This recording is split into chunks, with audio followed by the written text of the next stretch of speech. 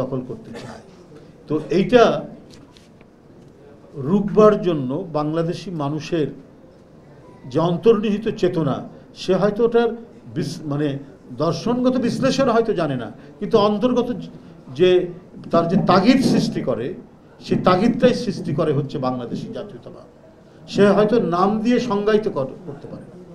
এইরকম যারা বক্তব্য রাখেন, ভারতের রাজনীতিবিদ অথবা কোনো তাত্ত্বিক বিশ্লেষক বা যে কোনো মানে তাদের ওখানকার বিদ্বজ্জন সমাজ, তখন আমাদের যে অহংকারে আঘাত করে, এই অহংকারে আঘাত করাটাই হচ্ছে জাতীয়তাবাদ।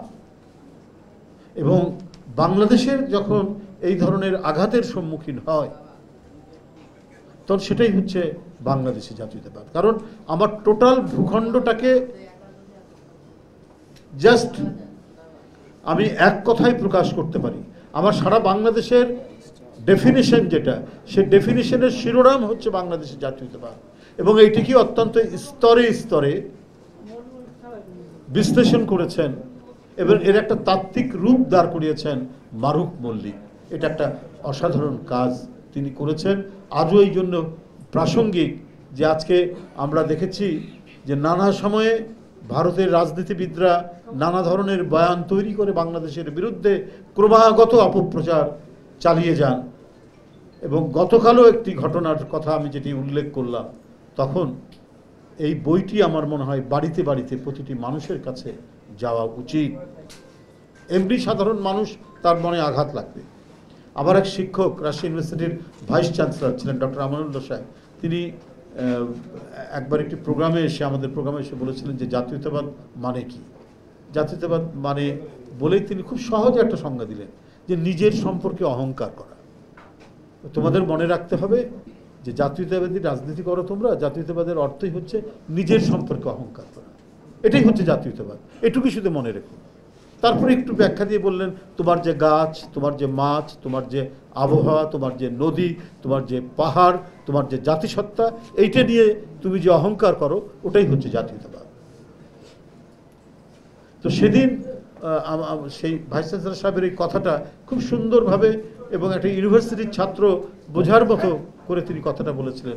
সেটা আজও আমরা রোজকার সাধারণ খাবার এখন হবে অসাধারণ। প্রাণ স্বাদের মশলা, স্বাদ বাড়ায়, ঘ্রাণ ছড়ায়। মানে আমি ধারণ করে থাকি। এখানে একটা বিষয় শুধু আমি বলবো যে বাঙালি জাতীয়তাবাদ আর বাংলাদেশের জাতীয়তাবাদের মধ্যে কন্ট্রাডিকশন আছে। কিন্তু বাঙালি যে একটা জাতিসত্তা, একটি যে সত্তা, একটা রেসটা হচ্ছে একেবারে বায়োলজিক্যাল। এটা হচ্ছে একেবারে বায়োলজিক্যাল।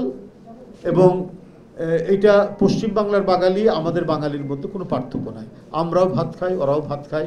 আমরা আলু ভর্তা খাই, তারাও আলু ভর্তা খায়। পুঁই শাক দিয়ে, চিংড়ি মাছ দিয়ে রান্না করি, তারাও করি। এবং বায়োলজিক্যাল এই কারণে যে চেহারাগত দিক থেকেও খুব একটা গরমিল নেই। প্রায় যদি বিশ্বের যে কোনো দেশে পশ্চিমবাংলার লোককে আমাদের লোককে ছেড়ে দিলে পরে সবাই বলবে যারা একই রেস। যেটাই পৃথিবীর বিভিন্ন দেশেও কিন্তু এই ধরনের রেস আছে, কিন্তু পলিটিক্যাল আইডেন্টিটি ভিন্ন। মমতা ব্যানার্জি কিছুদিন আগে বলেছেন যে ওরা বাঙালি, আমরাও বাঙালি, মানে বাংলাদেশেরা এরাও বাঙালি, আমরাও বাঙালি, কিন্তু আমাদের আইডেন্টিটি হচ্ছে, আমাদের ন্যাশনালিটি হচ্ছে আমরা ইন্ডিয়ান, ওরা বাংলাদেশি। শেখ হাসিনা বাঙালি বাঙালি করতে করতে তার মুখে ঘা পেয়ে গেছে, কিন্তু পাসপোর্টে কিন্তু বাংলাদেশিটা লিখতেই হয়েছে।